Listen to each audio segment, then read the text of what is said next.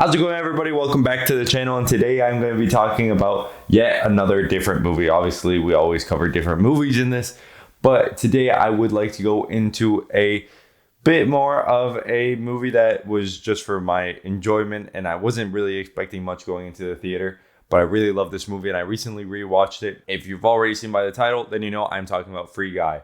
Like I always do, spoilers up ahead. So let's get into the video. If you haven't seen Free Guy, he lives in Free City, and it is like basically just a video game movie. He is an NPC that goes rogue, and you have this whole entire just story going outside of the world and inside of in the real world and what's going on inside of the game. You have all these different things. You will have things that just defy gaming logic and gaming physics that happen, and you have two game developers trying to win a lawsuit against this big company that bought them out, and they use their source code illegally without giving them any of the profits. And so for them it becomes a legal battle, but for Guy and Free City it becomes a battle for survival.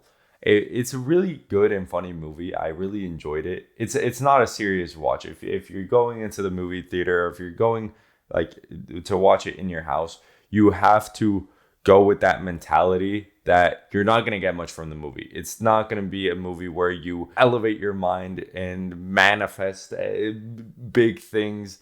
No, it's a funny movie. It's a comedy movie. And it's one that I find to be an extremely enjoyable watch, especially since I like these gaming movies. Pixels was one of my favorite movies as a kid, and this just reminded me of that in a way. But instead of the game coming to real life, it's how the real life affects the game.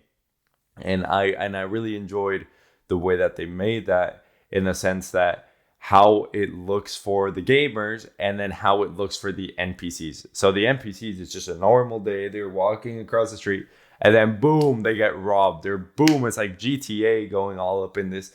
And they can't really do much about it because obviously it's against their source code. But in one of them, which is Guy, he ends up realizing that that's not the life that he wants to live, and he starts to break free from that cycle. And that's a really good explanation of the plot, because he starts to break free of that cycle, and then he starts to show that he's the good guy. And you have what I really love about this movie, and the reason why this movie stood out to me so much, was the fact that you had multiple YouTubers of the likes of DanTDM, Jacksepticeye, and Laserbeam in this movie.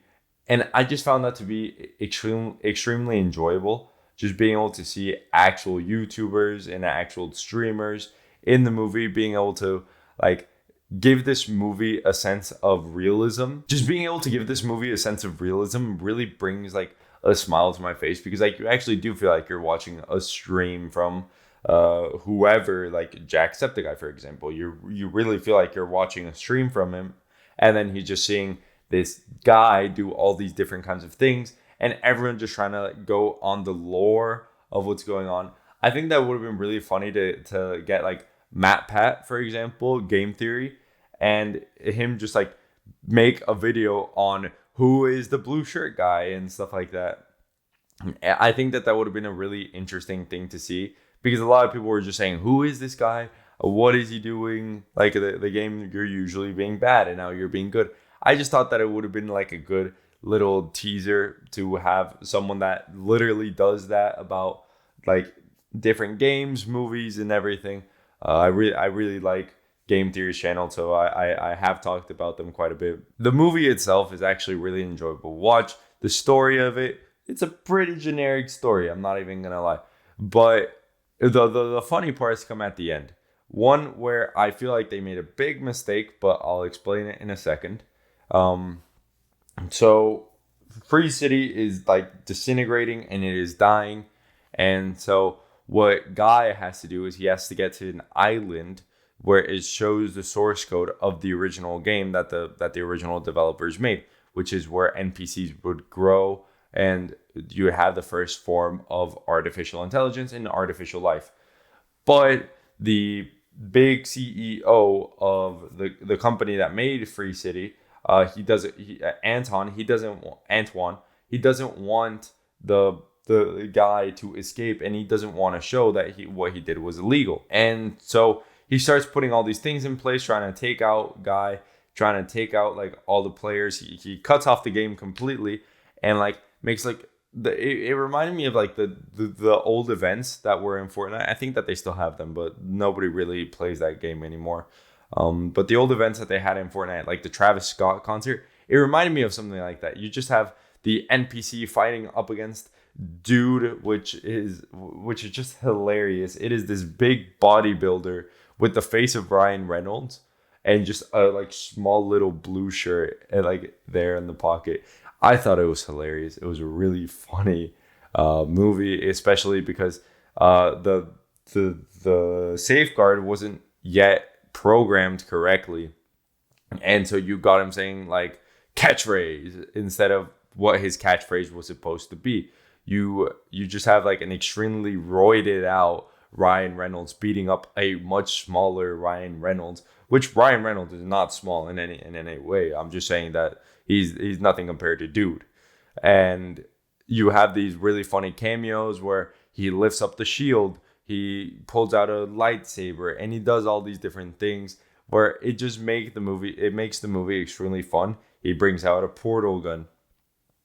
But where they like had a hidden gem that they could have used, I feel like they should have definitely used one of like Ryan Reynolds' old movies. I would have preferred him like instead of a lightsaber trying to pull out a Deadpool katana, for example. That would have been really cool. Or maybe he pulls out like a Green Lantern ring and then is like, ew, no, I don't want that. And like they clearly had a good point where they could have done like what he usually does in Deadpool, where he clearly didn't like the role that he got as Green Lantern, and so he always tries to, bring that up and make those jokes. And then there's also like that Deadpool one that you could have made. I just feel like there's a lot of potential right there that you could have done. But the lightsaber scene was pretty cool, and I didn't mind that much. It was just something that I had thought about. But then he makes it to the other side of the bridge after beating Dude. He put the glasses on Dude, and so then Dude realizes that he's in the game, and so he lets Guy go. Guy goes and finds this NPC island, and so they kind of like just start like the game that the original developers wanted to make was there, and so they made it, and it was super cool. But in this movie, there's also a love story, and that is something that I find to be pretty interesting, because you think that this movie is just about, Guy and Free City, how are they going to survive, and all these different types of things. But in reality, it becomes this whole love story where the original programmers, they realize that they like each other. Well, like one of them, he already knows that he loves this girl, but she only realizes that he loves him like through the source code, and that he said that he needed to put someone or something that reminded him of something that he loves, so that he could actually make these characters more believable. And so he chose this girl, and it ends up becoming this love story, which is it's cute in its own way. And so yeah, like the movie ends up on a really good note, and I really like the movie. If I had to rate this movie on a scale from 1 to 10, I'd give it like a 8 out of 10, 7.8 out of 10, something high.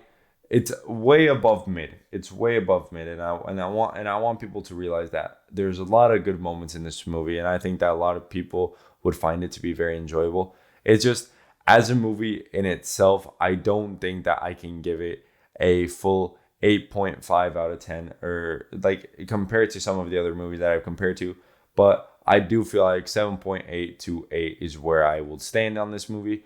And I think that it's a really good movie, and I really recommend it for all of you guys. If you have enjoyed this video, then do make sure to hit that subscribe button, hit the like button, comment down below what you guys think about NPCs and Free City and all these different types of things. Just tell me what you guys think down below, because I always like reading those comments.